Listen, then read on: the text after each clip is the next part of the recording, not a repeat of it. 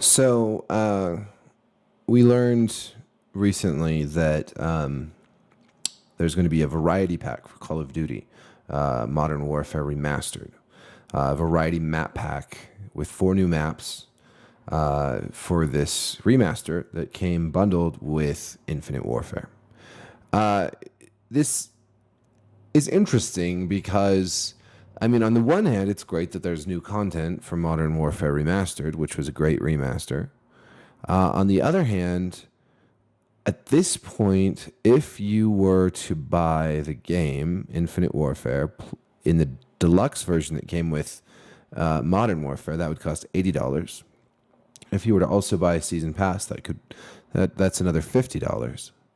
And if you then also want the new maps for Modern Warfare, that's another $15.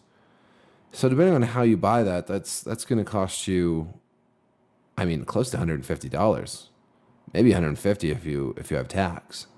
And that is for 2 games, but one of those is an old game remastered, and there's no way to buy it separately. So this is a lot. This is a large investment if you want to have all of these maps, the DLC, and both games. This is no small thing for Activision to ask from its consumers. Which brings me to my larger point, which is that I really think that it's time for Activision to find a new way to generate revenue from its Call of Duty franchise other than a season pass built largely on maps. I understand maps make the most sense just in terms of like what gamers want more of. But the problem with selling maps is there's a couple of problems. First of all, and I think the biggest problem is that let's say you have, let's say you have 1 million people buy Call of Duty, whatever the next Call of Duty is. Let's say that maybe 2/3 of those people regularly get on and play multiplayer games. Now let's say that out of those 2/3 who play the multiplayer, maybe half, so 1/3 of the total population, gets the season pass and all the DLC. Okay. So now half of the people playing online are splintered off from the other half of the people playing online. And so there's 2 communities where there used to be just one. Now, when it comes to Call of Duty, because a game is released every year, those online communities are splintered already from one game to the next. Granted, the newest game usually has the largest community, but past games still have holdovers. People don't buy the game every year. People prefer, maybe Black Ops 3 to Infinite Warfare or whatever. And with Infinite Warfare, you had 2 games released at once. So you had Modern Warfare and Infinite Warfare, which further split the community and splintered the community. And the problem with splintering the community, is that you're going to have a harder time getting online and finding a game, and because there's going to be fewer people, especially in the DLC map. So if you're somebody who's buying the DLC, you are going to have even fewer people to play with. But if you're some of the people that didn't buy the DLC, a lot of those people that did are moving over to the DLC maps now. So it becomes it's sort of a disease in the community to have this kind of splintering going on. And it wouldn't be a problem if everybody had all the maps. In fact, I think that this would be a huge selling point for Call of Duty as a franchise, because that's a big ask for $50 for a season pass. No matter what, 16 new maps, generally speaking, come out with a season pass, so it's a lot of new maps. But for $50, you're asking for quite a lot. Now, the season pass also comes with zombie mode, which I'm going to talk about a little in a separate video. And like this variety pack for Modern Warfare comes with some supply drops, rare supply drops, that would cost more than the $15 if you were to just buy them, according to Activision. But really, this problem doesn't go away, even if the maps were cheaper, because even if you sold the season pass for $20, you might have more people buying it, but I think you would still have a splintering in the community. So I think maps should be free. I think that that's a consumer friendly proposition. And I think it's also good for the long term health of the Call of Duty franchise and brand because, you know, you see other games, look at Steam. Steam has, I'm gonna look it up right now.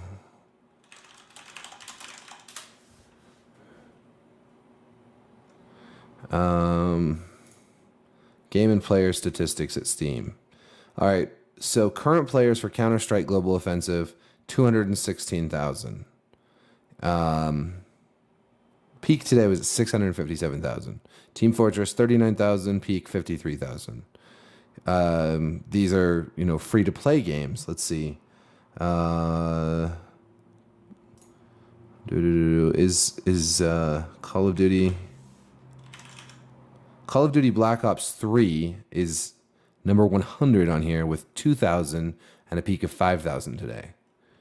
I just think, and Infinite Warfare is apparently not even on here. And of course, this is PC, but really, you've got, here's way down here, Counter-Strike Source, which is, 3,600 right now, 10,000 peak. So that's way, way higher than 2015's Call of Duty. 2016's Call of Duty is not even on here.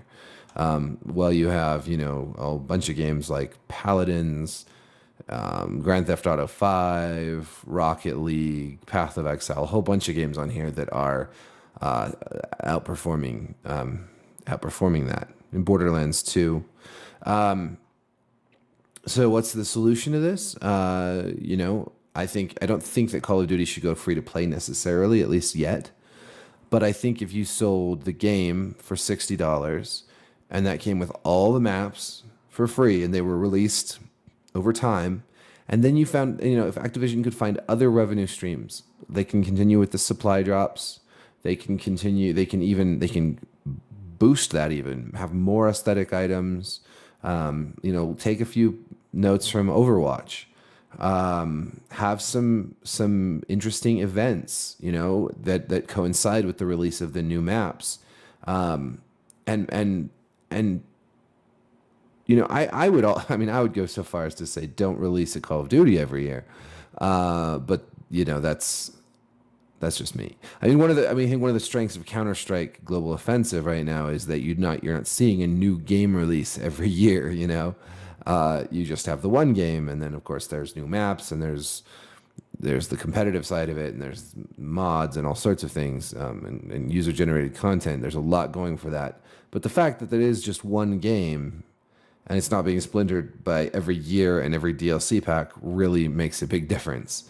So, so that's, and I've been saying this for a while, and I hope that at some point Activision listens and changes its philosophy towards DLC, towards maps. I think they can, ultimately, I think that this is the way you get back a bigger fan base. Not just, if I were just to rattle them off the top of my head, I would say it's smart that they're going back to, I'm hoping either a historical or a more modern warfare setting. I think it's time for some change. We'll see how that actually plays in the multiplayer, because I think if there's not double jumping and wall running and stuff, I think some people are not going to be too happy, but you can't please everybody. So the setting is important.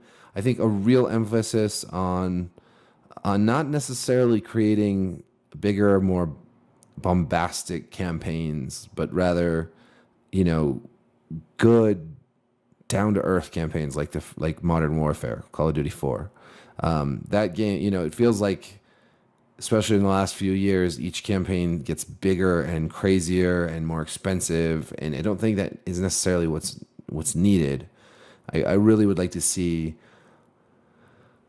I would like to see the developers that work on this game stop trying to outdo their own past games and one another. I think that we can have a more grounded and more focused campaign, and it would still be really popular.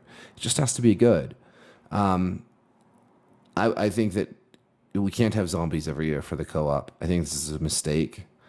Zombie mode, I think people like it, but I think that there's other kinds of horde modes and co-op modes and different kinds of ideas for co-op gameplay that really could add some variety also.